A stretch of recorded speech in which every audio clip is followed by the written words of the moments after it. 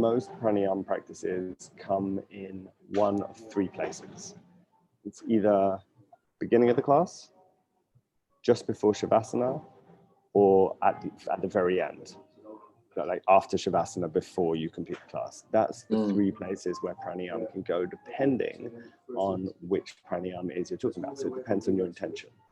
So there are different ways to do it. I do address this somewhere in the course. There is I'm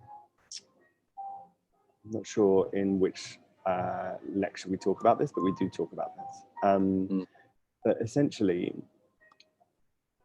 for most people, the pranayama practice either comes before asana or after asana.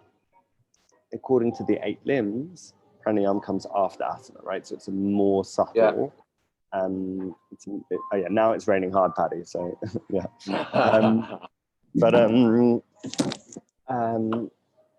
So it's a more subtle practice in asana, therefore it comes later. That's sort of like one traditional approach to pranayama. However, certain techniques, such as Kapalabhati, is also a kriya, so that would make sense to go earlier than asana, right? Which is why, as we get towards the end of the course, certainly, in fact, before that even, I think, we try and put some Kapalabhati in before practice sometimes, so that you can experience it before you even do asana. Yeah. Also, with a practice such as Uddiyana Bandha or Nauli, which is it's a energizing pranayama, it's an activated pranayama. I would also put those ones early on. I would put those in the pre-asana or in the preparations. Let me know if you can't hear me. Before the sun salutations. So I'd definitely put it before sun salutations. Basically, if I'm going to do Uddiyana Bandha or Nauli in my practice, I would do them before I switch my Ujjayi breath on. Because once I start Ujjayi breath, then I don't want to break my Ujjayi breath. Right? Once Ujjayi breath is on, it stays on until Shavasana. Therefore, if that's the case, then I would probably incorporate Uddiyana Bandha or Nauli.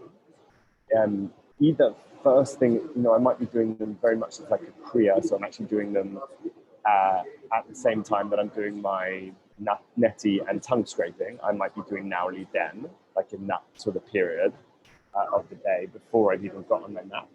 Or I might get on my mat, do some pandiculation, do a few preliminary stretches, and once I've stood up, do Nauli, get that done. Once Nauli is finished, set up my Ujjayi breath, and then go into my vinyasa. So that would be how, for me, that would generally be the ones that I would say should definitely go earlier on. So Kapalabhati, Uddiyana Bandha, which is not a pranayama anyway, right? Uddiyana Bandha is more of a kriya practice. Nauli is also more of a kriya practice. Those things that are more kriyas go early on. The breathing techniques that are what I would call the slow rhythms, the ones that are more calming, things like Nadi Shodhana, things like Brahmari, Pranayama, these things, they go later on. For me, those are the more subtle practices where we're calming things down and they're working on, they're all subtle practices, but yeah, they're more those calming rhythms. They make sense to me to go later on. Then you have a decision to make of do you do them before or after Shavasana? And that's a personal choice. People have differing opinions about this.